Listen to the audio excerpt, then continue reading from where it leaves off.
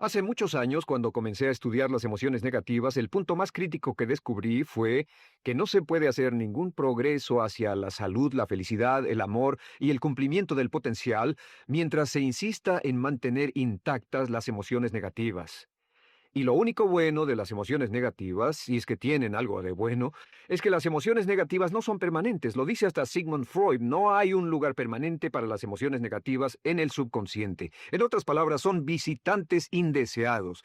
Son hábitos negativos o patrones de respuesta negativos que pueden eliminarse y el punto inicial para eliminarlos es entender de dónde vinieron y entender cuáles fueron los factores causales, volviendo a la niñez temprana, que desencadenó el desarrollo de las emociones negativas y nos han dado como adultos una predisposición a ser negativos de una u otra forma.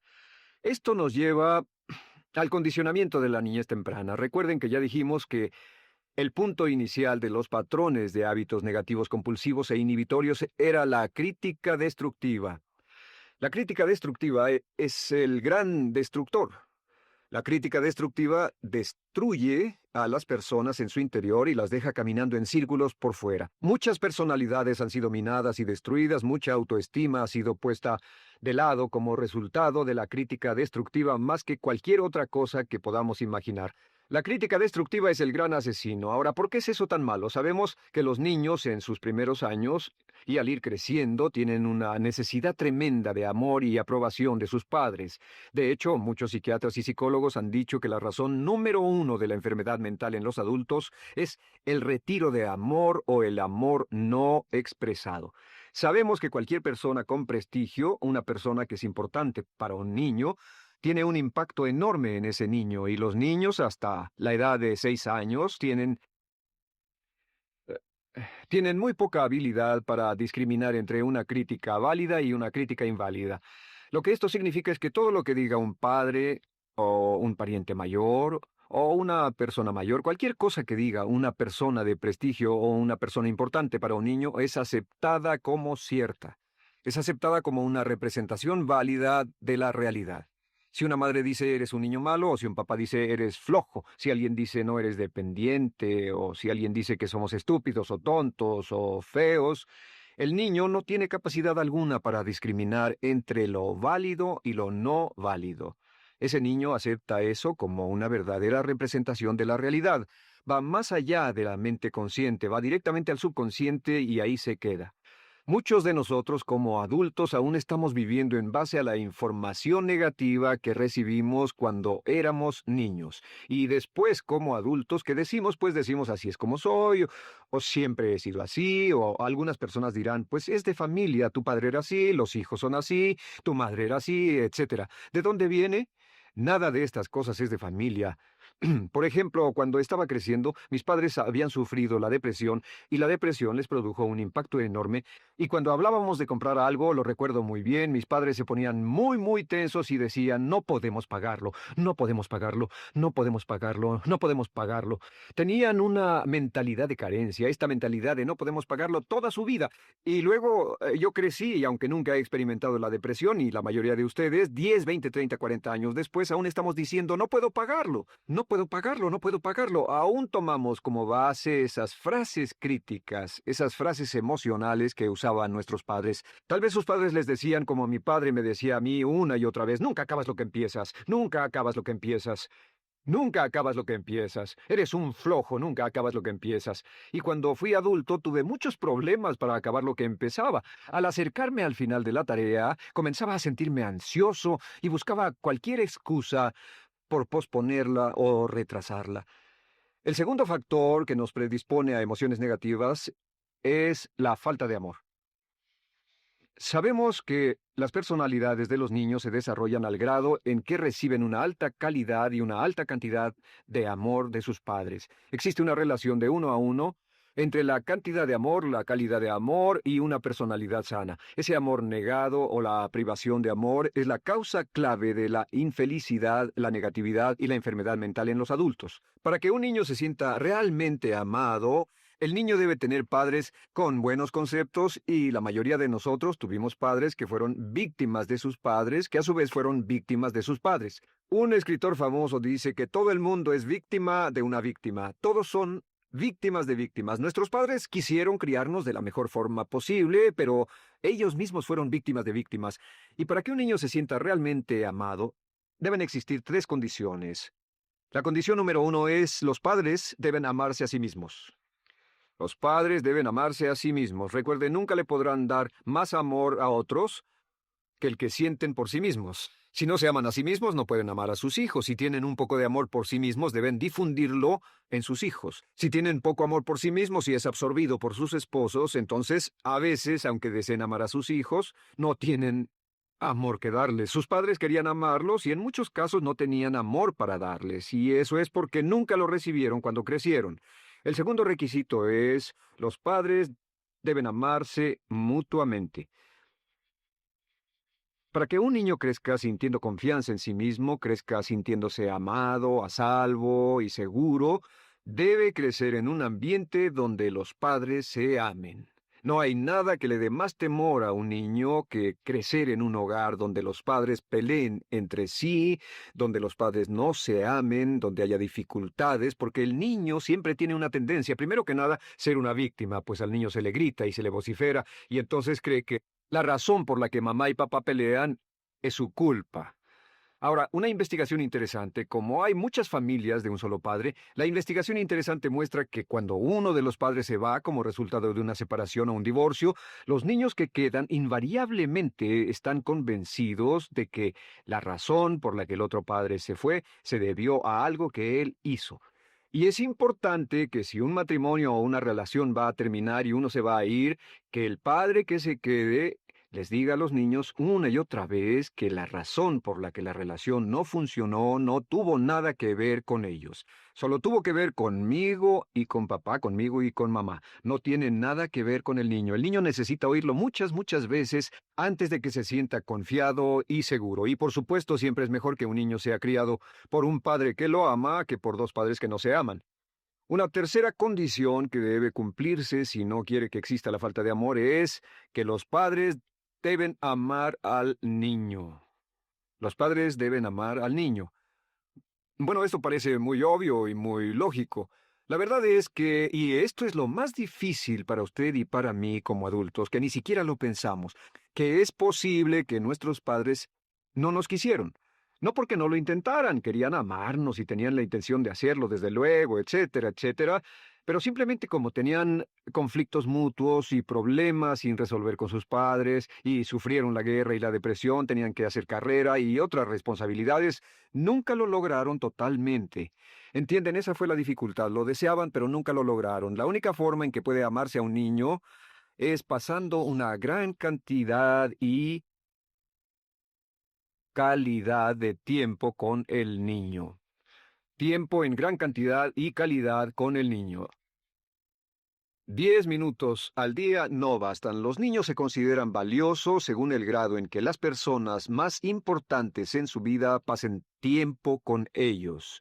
Si las personas más importantes en su vida, sus padres, solo pasan poco tiempo con ellos, los niños concluyen que la razón para ello es que tienen muchos defectos, que hay algo esencialmente malo en ellos y que por eso sus padres no pasan más tiempo con ellos. Los niños no piensan con la razón, lo hacen en forma emocional. Solo piensan: mi padre está aquí, me ama, y si no pasa tiempo conmigo, él o ella no me aman.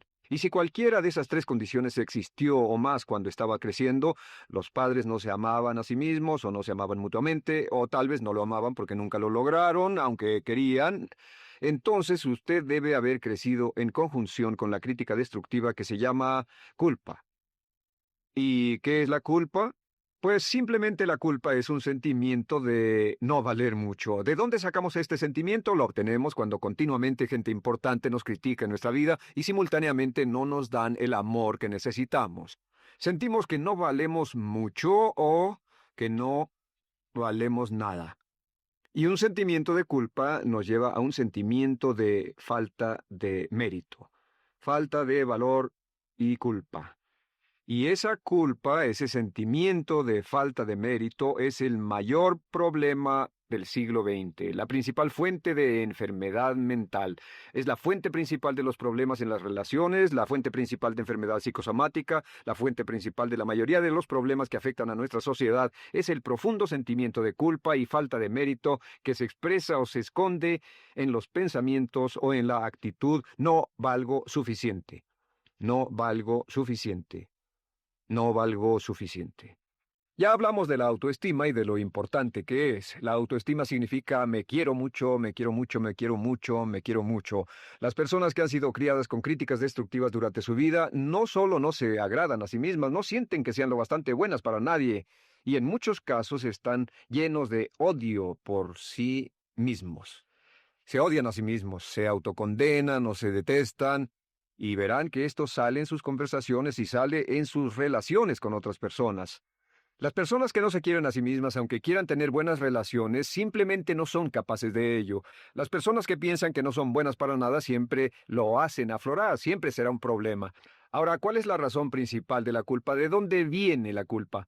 La culpa viene de tres fuentes negativas: padres negativos, influencias negativas o religión negativa. Una de las tres. Cualquiera de estas tres usa la culpa. De la culpa se valen y aprovechan, en especial los padres y las organizaciones religiosas, por dos razones. Una es el castigo. La culpa se usa para castigarnos. Cuando estamos creciendo, el castigar es la forma más fácil de hacer que uno se sienta mal. Nuestros padres nos hacen sentir mal castigándonos físicamente o sermoneándonos o regañándonos. Y el castigo es una forma muy eficaz de irnos conformando o de conseguir que hagamos lo que los demás quieren. La segunda razón por la que se usa la culpa cuando se practica en forma consciente, y algunas organizaciones la practican así, es para tener más control. Control emocional en especial, porque se puede controlar a una persona emocionalmente con culpa y manipular su comportamiento. Hay muchas organizaciones que usan la culpa como una herramienta de control y manipulación. Si puede controlar a las personas con suficiente fuerza y en forma emocional, puede conseguir su dinero, puede conseguir su tiempo, puede conseguir su compromiso, demandar sus recursos, etc. Muchas organizaciones usan la culpa para aplicar un castigo. Muchas organizaciones de caridad que se anuncian por televisión, en especial las de causas benéficas que involucran a niños o a personas incapacitadas, usan un sentimiento de culpa. A usted le va tan bien que debe sentirse culpable por estas personas que sufren. O envíenos algo de dinero y eso se encargará de su culpa por un momento hasta que lo incluyamos en nuestra lista de correo, etc. Y la culpa es un estándar. ¿Por qué se usa tan comúnmente? Pues primero que nada, porque casi todos nosotros la tenemos en mayor o menor grado. Y número dos, es fácil. La culpa es fácil. ¿Por qué nuestros padres la usan con nosotros? ¿Por qué nuestras madres la usan con nosotros? Nuestras madres pueden controlarnos con la culpa en un cuarto repleto. Nuestra madre puede controlarnos a miles de kilómetros por teléfono. Los padres usan la culpa en sus hijos porque sus padres usaban la culpa en ellos y así sucesivamente. Es lo más fácil. No existe un esfuerzo físico. Puede hacerse con una mirada, o de reojo, o una palabra. Ya sabe que las personas siempre buscan lo más fácil. Esté alerta. Ustedes han sido criados en un ambiente donde se les ha hecho sentir culpa y casi todos lo vivimos. Debemos entender que la culpa es como una letrina o bacterias emocionales negativas que se colocan en la raíz de su psique o su subconsciente y activan todas las demás emociones negativas: furia, odio, envidia, resentimiento, frustración y duda, temor, etcétera. Las crea y las activa a todas. Y la forma para, en realidad, deshacerse del centro es exorcizarlo, extirparlo. Y es lo que vamos a hacer el resto de esta sesión. Primero, ¿cómo podemos saber si nos criaron con sentimientos de culpa? Bien, a esto le llamamos la manifestación adulta de la culpa. Manifestación adulta de la culpa. Puede saber, probándose a sí mismo, cuánto de esto tiene. Número uno, la manifestación adulta de la culpa es que tiene sentimientos de inferioridad,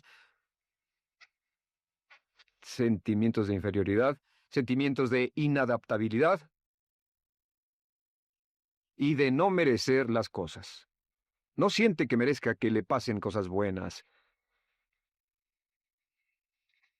Si una persona ha sido criada con crítica destructiva y se le hace sentir culpa, entonces cuando logra éxito, aún con un tremendo esfuerzo, tiene una tendencia terrible de sentir que no se lo merece. A esto se le llama, por cierto, temor al éxito. El temor al éxito es solo otra forma de decir que la persona que ha estado condicionada a pensar de sí misma como poco valiosa o no lo bastante buena se siente muy incómoda cuando experimenta el éxito. Se siente muy tensa y a disgusto. Realmente si sienten demasiada tensión comienzan a aspirar cocaína, a beber demasiado alcohol, se enredarán en comportamientos autodestructivos, tendrán una sensación tremenda de ansiedad, como si alguien fuera a descubrir algo de ellos. Hay un libro en la librería que dice, si me está yendo tan bien, ¿por qué me siento como un impostor? Tienen el llamado síndrome del impostor. ¿Alguna vez ha tenido éxito en algo y la gente ha ido a usted a decirle, vaya, hiciste un excelente trabajo, o eso es maravilloso, aunque haya sido muy duro para usted, y sintió que los demás iban a descubrir, siente como que, es decir, que iban a descubrir que realmente no es bueno, que solo fue un fraude, solo un accidente, y por supuesto es lo que dice, fue coincidencia, fue un accidente, la verdad, no sé ni cómo lo hice. Hacen todo lo posible por huir de ese sentimiento de inferioridad y de no merecer las cosas. Estén muy alertas. La segunda manifestación adulta de la culpa es la autocrítica destructiva. Hay una línea de un gran poeta que dice, aquellos a quienes se les hace mal hacen mal a su vez. Los niños a muy temprana edad, a veces a la edad de 2 o 3 años, comienzan a menospreciarse, se desgarran, hasta se golpean y se castigan físicamente si se les critica demasiado. Siempre dicen el equivalente de no valgo suficiente o no soy muy bueno, y se castigan a sí mismos. Y la crítica destructiva es un síntoma real de un sentimiento escondido de culpa e insuficiencia. El número 3 es que fácilmente manipuladas por la culpa, las personas pueden jalar sus cordones de culpa en forma muy simple. Realmente vemos que existen dos tipos de personas en el mundo, los lanzadores de culpa y los receptores de culpa. Invariablemente, estas personas se atraen mutuamente. Y por supuesto, el lanzador de culpa es la persona que se identifica con el padre que lanzó la culpa y el receptor es la persona que se identifica con el que atrapó la culpa. Pero los lanzadores y los receptores de culpa se unen, se equilibran perfectamente, se establecen y forman una nueva generación de lanzadores y receptores de culpa. Podemos decir que usted es fácilmente manipulado por la culpa porque ha estado muy bien condicionado. Su jefe puede tirar de su cordón de culpa, una persona en un autobús puede tirar de su cordón de culpa, una sobrecargo puede tirar de su cordón de culpa. Esté muy alerta a esto. La cuarta manifestación de culpa es que usted la usa. Usa la culpa y culpa a otro generosamente. ¿Por qué? Pues si ha funcionado en usted, la hará funcionar en ellos. Le parecerá que es un intercambio, un trato muy justo. Usa la culpa y la culpabilidad y se convierte en la base de sus relaciones con los demás. Cuando algo sale mal, les echa la culpa a ellos. Algo sale mal, culpa a alguien más. En cuanto hay un problema, busca a quién culpar. Un experimento muy interesante con la cámara escondida hace algunos años fue que hicieron una plancha de hielo y la pusieron en la acera sin que nadie los viera. No hacía mucho frío, pero lo hicieron y observaron cómo reaccionaban las personas cuando pasaban por ahí, cuando caminaban por ahí, llegaban a esa plancha de hielo, se desequilibraban y se resbalaban, y lo primero que hacían era observar a la persona más cercana a ellos, enojados, verdaderamente furiosos, en otras palabras, buscaban a quién culpar. Y si no había nadie cerca de donde habían caído, se levantaban otra vez, miraban a su alrededor, no había nadie, y entonces pateaban el piso, pateaban con fuerza y se iban. Nuestra tendencia natural cuando algo sale mal es buscar a alguien o algo a quien culpar, en especial si nos criaron con una culpa continua. Y la quinta manifestación es lo que llamamos lenguaje víctima. Ahora recuerden que hablamos sobre la ley de concentración. Dice lo que siembras cosecharás. También dice, si usas lenguaje de víctima, mantienes viva la culpa, la refuerzas, la edificas, la cultivas, la utilizas. El lenguaje víctima es lenguaje como no puedo, no puedo. No puedo. Cuando dice no puedo, no puedo, no puedo, envía un mensaje a su mente subconsciente y la mente subconsciente comprende que está inhabilitado, que no tiene control, que es una víctima. Y cuando desea poder hacer algo, su mente subconsciente retroalimenta su mensaje y dice no puedes, no puedes. Y lo segundo que dice es tengo que, y otra vez no tengo control, no estoy a cargo. Pero existe otra expresión del lenguaje víctima que debemos evitar, y es esta, trataré. Trataré, sea lo que sea, trataré. ¿Qué significan las palabras trataré? Pues déjenme decirles qué significan. Significan voy a fracasar y lo digo anticipadamente para que no me vengan con represalias. En otras palabras, dice trataré de llegar a tiempo, pero lo que está diciendo es tal vez llegue tarde y no pueden reclamarme porque dije que trataría. Cuando una persona dice trataré, está disculpando su fracaso por anticipado. Si fuera al doctor y el doctor lo examinara, lo auscultara y le dijera, pues está en pésimas condiciones, tendremos que intervenir, debemos llevarlo al hospital ahora mismo, me sorprende que haya llegado aquí, usted dirá, bueno, doctor, espero que haga un buen trabajo. Y él dice, trataré. Si él dice eso, usted seguramente buscará otro médico. O si va a un abogado. Lo culpan de algo y va a un abogado y le presenta su caso y dice, oiga, va a defenderme y él dice, trataré. ¿Qué está diciendo? Está diciendo, escuche, he estudiado el caso y por lo que veo no hay mucha esperanza, pero lo tomaré de todos modos. Trataré son los que tratan de conseguir que les pague por anticipado. Otro juego de palabras que no debe usar. Por cierto, con respecto a trataré, lo que debe decir es lo haré o no lo haré. No trataré. Si alguna vez en nuestro negocio tenemos un negocio muy activo, si llamamos a alguien y le pedimos alguna cosa o algún trabajo y dice trataré de conseguirlo para el viernes o trataré de terminarlo a tiempo, al instante sabemos que lo que quiere decir es que quiere sentirse libre, no comprometerse. Así que nunca dejamos que nadie se vaya con un trataré, debe ser hecho o no, y queremos obtener una seguridad. Si hace falta, nosotros lo hacemos. Cuando dicen trataré, lo que están haciendo es que se están lavando las manos. Esté alerta, la otra palabra es desearía. Dicen que un deseo es una esperanza o una meta sin energía detrás. Desearía. ¿Qué significa un deseo? Desearía significa que ah, que me gustaría tener algo, pero sé que nunca lo podré tener. Cuando dice desearía bajar de peso, ¿qué significa? Las palabras no dichas son, pero sé que no puedo. ¿Por qué no? Por las excusas que tiene y el metabolismo que tiene y los problemas, etcétera. Siempre hay razones por qué debe salir, etcétera. Desearía dejar de fumar, desearía estar en forma. Desearía, desearía, desearía. Cuando usa la palabra desearía, le muestra al subconsciente que esto es algo que no cree que le sea posible lograr o adquirir. Entonces el subconsciente descarta completamente esto como meta y no le da energía, ni motivación, ni impulso, ni deseo de lograrlo. Así que esté muy alerta al lenguaje víctima. Esté alerta a la expresión sí, pero. O lo haría, sí, pero. Alguien le dice, haga esto, y usted dice, sí, pero. La palabra pero, por cierto, es el gran borrador. Si una persona le dice, podría incrementar sus ingresos o incrementar su rendimiento, ser una persona mejor o más feliz o bajar de peso o lo que sea, no importa, y usted dice, sí, pero, lo que está diciendo es que está borrando toda la aseveración que ha dicho antes. Manda un mensaje a su subconsciente que dice, no hay posibilidad y no hace esfuerzo, no otorga energía, no ejerce capacidad alguna hacia el logro de esa meta. Y las personas que han sido criadas con culpa tienen 5 cualidades o 5 manifestaciones de adultos. Una es que se sienten inferiores, se sienten inadecuadas, sienten que no merecen que les pasen cosas buenas. Estén muy alertas a eso. El número 2, se autocompadecen continuamente, usan la autocrítica destructiva. El número 3, usan la culpa y la culpabilidad en ellos y en otros. El número 4, son manipuladas por la culpa y número 5, usan lenguaje víctima. Así que, ¿cómo nos deshacemos de la culpa?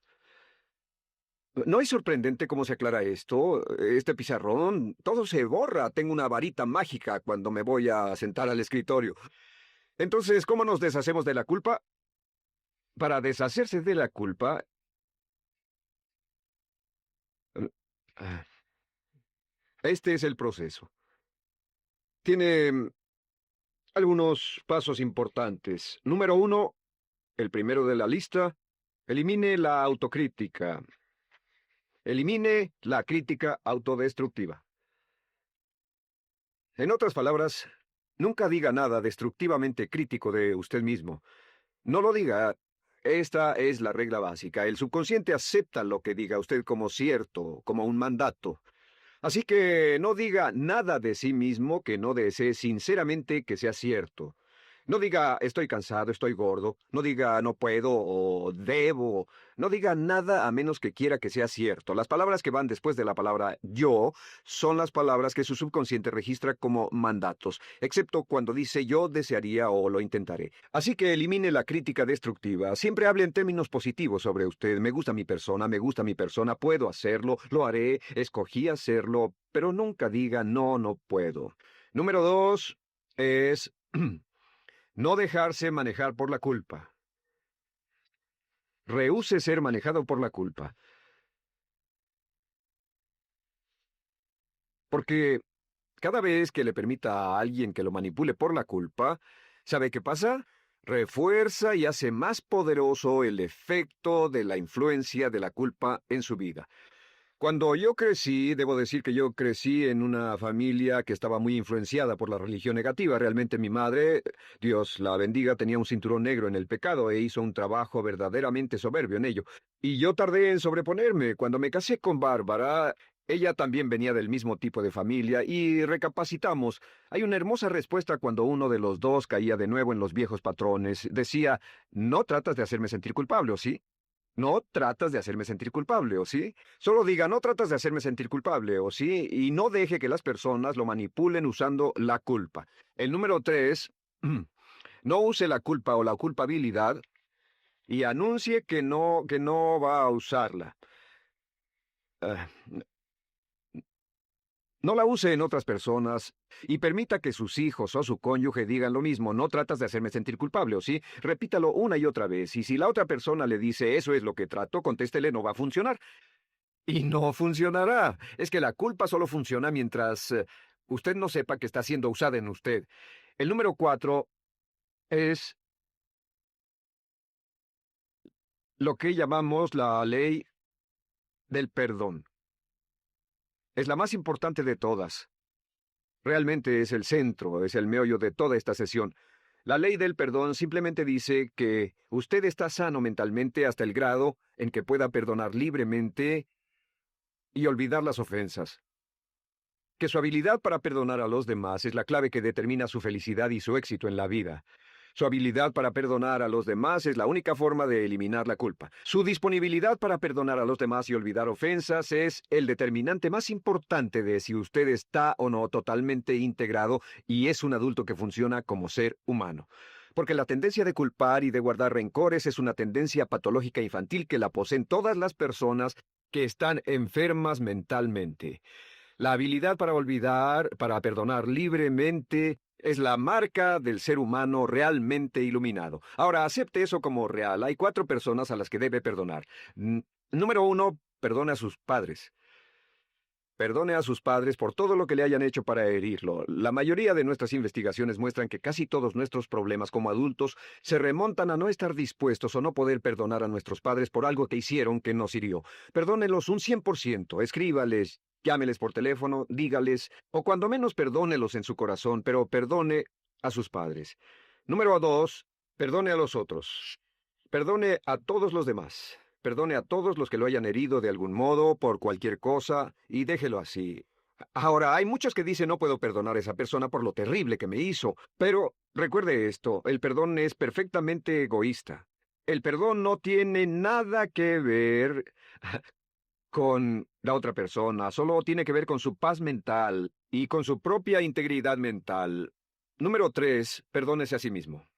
Perdónese por todas las cosas débiles, tontas, insensatas y estúpidas que haya hecho, porque todas las personas han hecho cosas tontas, insensatas, estúpidas y ridículas, pero perdónese en un 100%. Y finalmente, la última parte de esto, si ha hecho algo que hirió a alguna persona, vaya a disculparse.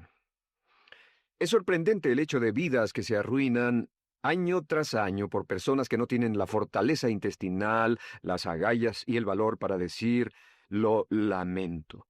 Una de las cosas más importantes es desarrollar carácter hasta el grado en el cual hacemos las cosas que son muy difíciles para nosotros, hasta el grado en el cual hacemos las cosas que sabemos que están bien aunque sean difíciles, en especial cuando son difíciles emocionalmente. Y la clave para deshacerse de la culpa, la clave para ser una persona total y completamente positiva, es perdonar a los demás. Perdone a las personas con quienes ha sostenido una relación, perdone a sus jefes anteriores, perdone a los amigos que lo han herido, perdone las inversiones que estuvieron equivocadas, perdone a los jefes que lo despidieron, perdone a sus padres, perdone a todo el mundo. Desarrolle una actitud hacia la vida con la que rehúsa guardarle rencor a los demás. Solo repita una y otra vez: los perdono a él o a ella por todo. Los perdono por todo. Los perdono por todo. Y eso es todo. La clave para librarse de las emociones negativas es rehusarse totalmente a continuar con cualquier situación negativa. No olvide que es un acto muy egoísta y será tan egoísta como usted quiera. El acto del perdón lo libera y libera a la otra persona y le garantiza que se moverá rápidamente hacia el cumplimiento de su potencial. Para tener éxito, una mujer debe ser mejor en su trabajo que un hombre. Golda